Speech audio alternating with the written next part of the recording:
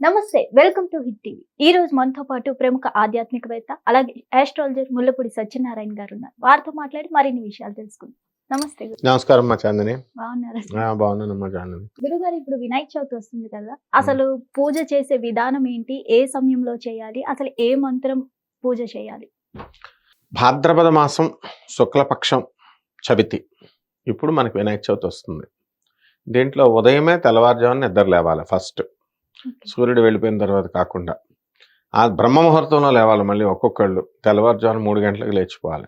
లేచిపోయి మొత్తం ఇల్లంతా తుడిచేసుకొని, అంతకు ముందు రోజు ఈ వినాయకుడి యొక్క పూజా మందిరం ఉంటుంది కదా, అదంతా కూడా క్లీన్ చేసి పెట్టుకొని, వినాయక చవితికి మొట్టమొదటిగా పాళీ కడతాం మనం. ఫస్ట్ పందిర్లాగా ఉంటుంది, ఇలాగా పాళీ. అది కట్టుకొని ముందు దానికి మామిడాకులు, మొక్కజొన్న పొత్తులు, మారేడికాయలు, దానిమ్మకాయలు, బత్తాయిలు, ఇంకా ఏ సీజన్లో దొరికేటటువంటి ఆ ఫ్రూట్స్ అన్నీ కూడా మనం దానికి వేలాడదీస్తూ స్టైల్గా మొక్కజొన్న ఒత్తుల్ని ఇలా తీసి తొక్కలతో ఇలాగ కడతాం అనమాట. ఇట్లా అన్ని రకాలుగా డెకరేషన్ చేసుకొని 21 పత్రి, ఉత్తరేణి, మారేడు ఆకు, తర్వాత నేరేడు ఆకు, ఇంకా ఏ ఆకులు కనబడితే ఆకులు తెచ్చేయచ్చు. తులసి, ఇవన్నీ వినాయక చవితి రోజున మొత్తం 21 పత్రులు మెయిన్. ఇవన్నీ కూడా మెడిసినల్ వాల్యూస్ ఉన్నటువంటివి అనమాట. అంటే వీటిని వాసన పీల్చినా మనకు కొన్ని రోగాలు తగ్గుతాయి. అందుకని ఈ పత్రి పూజ అనేది పెట్టారు. ఇక మొత్తము ఊళ్ళో ఉన్నటువంటి ఉమ్మెత్తాకులు, ఉమ్మెత్తుకాయలు, అన్నీ గడ్డి అంతా కోసుకొచ్చేస్తారనమాట. గరిక గడ్డితో కూడా మనం పూజ చేస్తాం కాబట్టి ఆ రోజు గరికను కూడా కోసుకొని తెచ్చిపెట్టుకుంటాం. తర్వాత ఈ వినాయక చవితికి మనము శుభ్రమైనటువంటి ఒక వస్త్రాన్ని, తెల్లని వస్త్రాన్ని వేసి దాని మీద బియ్యం చక్కగా పరిచి, దానికి కలసం పెట్టాలి కదా. కలసం 9 రోజులు మన వినాయక చవితి ఒక్కరోజే ఉంచేవాళ్ళు, ఒకరోజే ఉంచుతారు. 3 రోజులు బేసి సంఖ్యలో 1, 3, 5, 7, 9 రోజులు ఇలా ఉంచుతాం మనము. అలా అక్కడ ఉంచడం కోసం మనం ఏం చేస్తామంటే, ఆ బియ్యం మీద ఈ కలశాన్ని పెట్టి అక్షతలన్నీ వేసి దానిపైన పెట్టి, ఆ కలశానికి ముందే మనం దారంతో చుట్టుకొని ఉంటాం. ఆ తర్వాత ఆ కలశానికి ఒక పసుపు కొమ్ము కట్టి ఉంచుతాం.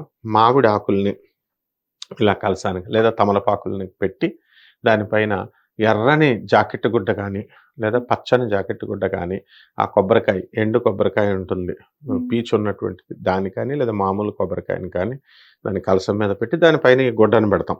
స్వస్తిక్ సింబల్ రాస్తాం.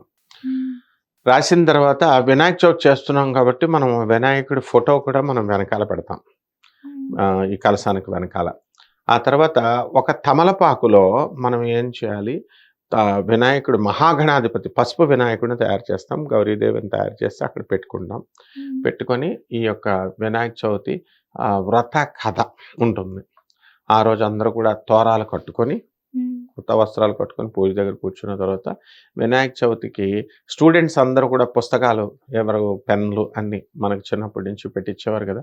అందువల్ల పిల్లలకు చాలా ఇష్టమైన పండుగ. అలాగే తాపీ మేస్తర్లు ఉన్నారనుకో, వాళ్ళ పరికరాలు ఉంటాయి కదా, తాపీను ప్లస్ ఏవైతే స్కేల్ లాంటిది ఉంటాయి, బద్ద, అవన్నీ వాళ్ళు పెడతారు. కర్రల మేస్త్రి వాళ్ళు వాళ్ళ యొక్క వడ్రంగి సామాన్ని, ఇలా ఎవరు ఏ వృత్తుల్లో ఉన్నారో ఆయా వృత్తులకు సంబంధించినటువంటి పనిముట్టులన్నింటినీ కూడా వినాయక చవితి దగ్గర, వినాయకుడి పూజ దగ్గర పెడతారు. పెట్టిన తర్వాత ఒక పుస్తకం తీసుకొని చక్కగా ఓంకారం రాసి, స్వస్తిక్ రాసి, ఓం గణేశాయ నమః అని మంత్రం తీసుకుంటారు. తీసుకున్న తర్వాత వినాయకుడికి అష్టోత్తర పూజ ముందు షోడశనామ పూజ చేయాలి. షోడశనామ అంటే 16 సేవలు చేస్తూ, అలాగే ఆ వినాయకుడిని అంతా సెట్ చేసుకున్న తర్వాత నైవేద్యాలు పెట్టాలి కదా మేము. అందువలన కుడుములు తయారు చేస్తాం, ఉండ్రాళ్ళు. అది తర్వాత లడ్డూలు, ఇప్పుడు మనం మార్కెట్లో దొరికే లడ్డూలను కూడా మనం పెడుతున్నాం. అండ్ వినాయక చవితి పందిర్ల దగ్గర లడ్డూల పాట ఉంటుంది, పోటీ అనమాట. పాట, పోటీ 2 ఉంటాయి వినాయక చవితి పూజలో. ఒక చిన్న లడ్డు, ఒక విగ్రహం పెట్టారనుకో ఒకళ్ళు, మాది ఇంకా పెద్ద సైజు అని లడ్డూలు అలా పెడతారు. విగ్రహం కూడా ఒక 3 అడుగులు ఒకళ్ళు పెడితే, మా పక్క పందిరి 4 అడుగులు, 6 అడుగులు అలా పోటీ పెట్టుకుంటారు ఒకళ్ళొకళ్ళు. పెట్టుకొని దగ్గరగా ఖైరతాబాద్ మొత్తం 70 అడుగులు పెట్టేస్తారు, 60, 70. ఈ విధంగా లడ్డూ కూడా అంతే సైజులో మంచి బ్రహ్మాండంగా పెడతారు. అయితే ఈ వినాయక చవితి పూజ అంతా బాగానే చేస్తారు, బాగుంది. కానీ లాస్ట్కి వచ్చేసరికి ఏ రోజుకి ఆ రోజు లడ్డూ తీయకపోతే ఆ పందిరిలో పెట్టిన లడ్డూని దొంగిలించేస్తారు ఎవరు దొంగలు పిల్లలు. ఆ వినాయకుడి లడ్డు దొంగిలిస్తే మంచిది అన్న ఉద్దేశంతో. కాబట్టి కుక్కలు గిక్కలు అన్నీ కూడా వస్తాయి కాబట్టి దాచుకోవాలి ఏ రోజుకి ఆ రోజు వీళ్ళు ముట్టుకోకుండా. ఉమ్, అలాగే ఈ వినాయక చవితి రోజున మనము ఫస్ట్ రోజున ఏ టైములో చేయాలి అంటే ఉదయం చేయాలి. ఈ నైవేద్యాలు ఇవన్నీ అవ్వాలి కదా మరి. ఉదయం అవ్వేసరికి వీళ్ళకి 9 గంటలకల్లా కనీసం స్టార్ట్ చేయాలి. బ్రహ్మ ముహూర్తంలో చేస్తే ఇంకా మంచిది. బ్రహ్మ ముహూర్తంలో మామూలు నిత్య పూజ ప్రతిరోజు చేస్తారు కదా తెల్లవారుజామున అలాగా. కనీసం అట్లీస్ట్ 6:00కి డ్యూటీలకి వెళ్ళేవాళ్ళు ఆ రోజు హాలిడే కాబట్టి 6:00 చేస్తే మంచిది. కానీ అవ్వవు నైవేద్యాలు ఇవన్నీ ఉంటాయి కాబట్టి అందరూ కూడా ఉదయం 9 గంటల నుంచి 10 గంటల మధ్యలో ప్రారంభించినట్లయితే ఇది విజయకాలము అని అంటామన్నమాట. కానీ పందిర్లు ఉంటాయి కదా బయట ఎక్కడికక్కడ వినాయక చవితి అంటే ఏంటి వీధుల్లో, ఆ పందిర్లలో మాత్రము ఉదయాలు చేయరు వాళ్ళు. అందరూ సాయంత్రం 6 అయ్యేసరికి అందరూ చక్కగా ట్రిమ్‌గా తయారై వస్తారనమాట పనుల నుంచి అందరూ. వచ్చిన తర్వాత అక్కడ కూర్చోవాలి, చేస్తారు. అయితే ప్రతి ఒక్కళ్ళు కూడా ఒకే టైంకి స్టార్ట్ చేస్తారు పందిర్లలో. మరి పంతులకు పాపం ఆయనకు వచ్చేదే సంవత్సరానికి ఒకసారి ఈ బేరం. అప్పుడు ఏం చేస్తారు, పంతులు మా దగ్గరికి రా అంటారు వీళ్ళు 7 గంటలకి స్టార్ట్ చేసి. ఇంకో పందిరోళ్ళు కూడా ఫోన్ చేసి 4 పందిర్లు ఒప్పుకున్నాడనుకో ఆ పంతులు చచ్చినట్టే. నేను కూడా ఒప్పుకున్నాను. అందుకే నాకు అనుభవం ఉంది. 20 సంవత్సరాల నుంచి మా స్టూడెంట్స్ చేస్తుంటే వాళ్ళు ఫోన్లే కదా అని చేస్తుంటే అదే టైంకి పక్కనోళ్ళు అదే టైంకి ఆ పందిరోళ్ళు పిలుస్తారు. ఉండండిరా నాయన హాఫ్ అన్ అవర్ అంటే వినరు. ఆ తర్వాత మనం స్పీడ్గా చదివామనుకో మంత్రాలు, ఇదిగో పంతులు నువ్వు స్పీడ్గా చదివేసావు అన్నీ చదవవు అంటారు. రారా బాబు బుక్ పట్టుకొని నీకు అప్పచెప్తామని చెప్పి ఆ బుక్ ఇచ్చినా సరే స్లోగా చదవండి పంతులు గారు, అందరూ వస్తారు, ఎంజాయ్ చేస్తారు, కూర్చోవాలా, వాళ్ళకి ఆ ఫీలింగ్ రావాలా పూజ చేసినట్టు. అందుకని 40 నిమిషాలు కూర్చోండి అంటారు. 40 నిమిషాలు కూర్చుంటే మరి పక్క పందిరోడు ఏమైపోతాడు, వాడు రాత్రి. అందుకనే 1 గంటగా అందుకనే పంతుళ్ళు అంతా ఏం చేస్తారంటే ఆ వినాయక చవితి రోజున ఒక్కరోజు చేసేసి ఫుల్ డబ్బులు తీసేసుకొని మిగతా రోజున ఎగ్గొట్టేస్తున్నారు. మిగతా 8 రోజులు చేయరు. దీనికి కారణం ప్రజలు. కాబట్టి ప్రజల్లో మార్పు రావాలి. చక్కగా ఆ ఒక్కరోజు పనులు మానుకొని ఆ 9 రోజులు 5 గంటలకు ఒకళ్ళు, 5:30కి ఒకళ్ళు, 6కి ఒకళ్ళు అలా చేస్తే పంతులు గారు పాపం ఆయనకి 4 డబ్బులు వస్తాయి. పాపం ఆయన 4 చేసుకుంటాడు, ఆశీర్వదిస్తాడు. ఇది లేకుండా అంటే శపిచ్చేస్తాడు వీళ్ళందరినీ. కాబట్టి ఈ రకంగా వినాయక చవితి చేసుకోవాలమ్మా. ఇంట్లో చేసుకునే దానికి ఇప్పుడు ట్రెండ్ మారిందమ్మా. ఎలా అంటే డీజేలు పెడుతున్నారు. వినాయకుడి విగ్రహాలు తెచ్చేటప్పుడు కూడా డీజేలు, ఊరేగింపులు తీసుకొచ్చి పవిత్ర భావనతో ఓం గణేశాయ నమః అంటూ భజన చేసుకుంటూ అలా వెళ్లకుండా డాన్సులు చేసుకుంటూ వస్తున్నారు. Without police permission. పోలీసు వాళ్ళు ఫోన్లే అని చూసి చూడకుండా వదిలేస్తున్నారు. తెచ్చుకుంటున్నారు కదండి, ట్రాఫిక్ అడ్డం ఇదంతా. మళ్ళీ వినాయక చవితి నిమజ్జనం రోజున 9 రోజులు మంచి నిష్టగా ఉంటారు. 9వ రోజున వచ్చేసరికి మందు కొట్టేస్తారు ఇంకా మొత్తం. లేకపోతే నిష్టగా ఉండరు కదా, ఎప్పుడు పూజ అవుతుందా పాటలు మొదలు పెడతా. అవును, అంటే తినడంలో నిష్ట ఉంటున్నారులే. అంటే ఆ కుడుములును అవి తినేస్తారు. మనం మెచ్చుకోవాలి, యూత్ని మెచ్చుకోవాలి. ఎందుకంటే పాపం కష్టపడి డొనేషన్స్ ఏదో బెదిరించో లేకపోతే ఎలాగో అలాగో డొనేషన్లు తెస్తారు పాపం. దానివల్ల కాయగూరల వాళ్ళ అదే ఈ అరటిపళ్ళు వాళ్ళకి, కొబ్బరికాయల వాళ్ళకి అందరికి బాగానే ఉంది. కానీ నేను అబ్జర్వ్ చేసింది మాత్రం వినాయక చవితి 9 రోజులు కూడా ఎవర్రా భక్తులు వస్తారంటే ప్రసాదం కోసం వస్తున్నారు. చిన్నపిల్లలు ఇదివరకు చిన్నపిల్లలు ప్రసాదం కోసం వచ్చేవారు. ఇప్పుడు పెద్దవాళ్ళు కూడా వంటలు మానేస్తున్నారు, సాయంత్రం ప్రసాదాల కోసం వచ్చేస్తున్నారు. ఎన్ని రకాల ప్రసాదాలు అందులో వీళ్ళు ఆ వెరైటీలు అనమాట. కానీ పంతులకు 10 రూపాయలు కూడా ఇవ్వరు. కాబట్టి అంత పిసనార్థనంగా అయిపోయింది. అంటే ఇంత మాట్లాడాం కదా, ఒక 5,000 10,000కో మాట్లాడేస్తాం, ఇంక మళ్ళీ పంతులకు ఎందుకు ఇవ్వాలి అని 10 రూపీస్ కూడా ఇవ్వరు అనమాట. అలాంటి వాళ్ళు పేదవాళ్ళు ఇస్తారు. ఇక్కడ గమనించు జాగ్రత్తగా. సో ఇది మార్చుకోవాలి వీళ్ళు. తర్వాత వీళ్ళు ఏం చేస్తున్నారు, ప్రసాదాలు పెట్టేటప్పుడు మనకి ఎప్పుడవుతుందా అని వెయిట్ చేస్తారు, తింటారు, బాగానే ఉంది, పాటలు పెట్టేస్తారు, అంతా బాగానే ఉంది. ఇంకోటి ఏంటంటే ఎక్స్ట్రా డ్యూటీ చేయిస్తారు పంతుల చేత. పంతులు అరగంట నుంచి అంతా ఈ సో అండ్ సో యూత్ తయారైంది, ఈ మిషన్ ఇక్కడ ఈ పందిరి దగ్గర పెట్టాం, రండి రండి అని అనౌన్స్ చేస్తారు. అమలారా రండి రండి అంటూ ఒక పావు గంట సేపు, అరగంట సేపు వాళ్ళని మనం పిలుస్తూ ఉండాలి, వెయిట్ చేయాలి. కాబట్టి వాళ్ళు ట్రిమ్గా వస్తారు, ఒక పూజ అవుతుంది, వెళ్ళిపోతారు.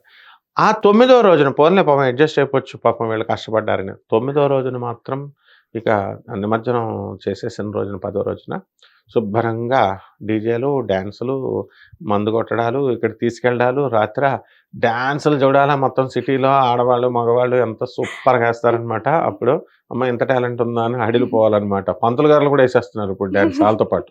సో, ఆ విధంగా మనము ట్యాంక్ బండ్‌కి వెళ్ళిపోతున్నాం. ఎక్కడ వాళ్ళు అక్కడ బావుంది. ఇకపోతే ఇక్కడ విల్లాస్‌లోను, అపార్ట్మెంట్స్‌లోను కూడా కల్చర్ మారిపోయింది. వీళ్ళల్లో భరతనాట్యం చిన్నప్పుడు నేర్చుకున్న వాళ్ళుంటారు. కూచిపూడి వాళ్ళుంటారు. సర్లే ఈ ఛాన్స్‌లో సందర్భంగా క్లబ్ హౌసుల్లో వేస్తున్నారనుకుంటే, ఇక్కడ సినిమా డాన్సులు, సినిమా పాటలు కూడా ఏసేస్తున్నారనమాట. ఇవి ఆపాల. తర్వాత కుర్చీల ఆటలు, ఆ వినాయక చవితి 9 రోజులు గూడా ఒక పండగలాగా. వీళ్ళ ఈ వినాయకుడి మీద భక్తి కంటే గూడా వీళ్ళు ఆడుకోవడానికి బాగా పనికొస్తుందనమాట. ఒక వేదికగా, ఎంజాయ్‌మెంట్‌కి వేదికగా తయారవుతుంది. అలా కాకుండా ఎవరైతే ఈ 9 రోజులు మంచి నిష్టగా ఓం గణేశాయ నమః అన్న సింపుల్ మంత్రం చాలు.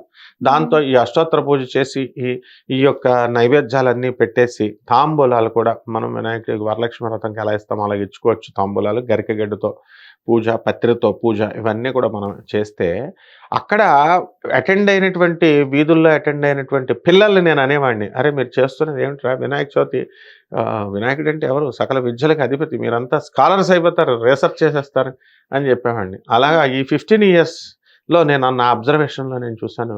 ఒక్కొక్కళ్ళు బ్రహ్మాండమైన స్కాలర్స్ అయిపోయారు. ఎంటెక్‌లు చదివేసారు, జాబులు వచ్చేసినాయి, మహా పండితులు అయిపోయారు అందరూ కూడా. కాబట్టి వినాయక చవితి ఎవరైతే చేస్తారో ముంబై సిటీ ఈ రోజున number 1 business seat of India లాగా మారిపోయింది. కారణం ఏంటంటే మనం ప్రతి గల్లీలో కూడా వినాయక చవితిని పెడతారు. అలాగే ఈ వాళ్ళని చూసి మనం కాపీ కొట్టాం హైదరాబాద్. కాబట్టి ఛత్రపతి శివాజీ, బాంబే అంటే శివాజీ, మనం కాపీ కొట్టి మనం కూడా హైదరాబాద్ కూడా రిచ్ అయిపోయిందనమాట. కాబట్టి గల్లీ గల్లీ చేస్తున్నాము. ఆ విధంగా వినాయక చవితి చేస్తే సకల విద్యలు రావడమే కాకుండా విఘ్నాలన్నీ పోతాయి అండ్ నెంబర్ 1 అయిపోతామమ్మా మనం. ధన్యవాదాలు గురువు గారు, చాలా చక్కగా వివరించారు. హిట్ టీవీ యాప్ ఇందులో short news, live news, entertainment shows, movies, digital magazines తో పాటు మీ జిల్లా వార్తలను కూడా ఫ్రీగా చూడొచ్చు. ఇంకెందుకు ఆలస్యం, వెంటనే హిట్ టీవీ యాప్ ని డౌన్లోడ్ చేసుకుని ఫ్రీగా ఎంటర్టైన్మెంట్ పొందండి. Hit TV app. Hit TV app. Please download hit TV app. Hit TV యాప్ని ఫ్రీగా డౌన్లోడ్ చేసుకొని ఎంజాయ్ చేయండి. మీకు నచ్చిన ఎంటర్టైన్మెంట్ కోసం హిట్ టీవీ యాప్ ని ఫ్రీగా డౌన్లోడ్ చేసుకుని ఎంజాయ్ చేయండి. హిట్ టీవీ యాప్ని డౌన్లోడ్ చేసుకుని ఆస్వాదించండి, ఆశీర్వదించండి. ఇంతమంది సెలబ్రిటీలు హిట్ టీవీ యాప్ ని డౌన్లోడ్ చేసుకోండి అని చెప్తున్నారంటే ఎంత మంచి యాప్ ఆలోచించండి. అమెరికా అమెరికా అమెరికా అమెరికాలో చదవాలనుకునే వాళ్ళకి విశ్వసనీయమైన పేరు మన శౌర్య కన్సల్టెన్సీ. UK లో 1 year masters. UK లో 1 year masters. 2 years work permit up to 5 years visa. Contact Saurya Consultancy. Contact 89851 89851.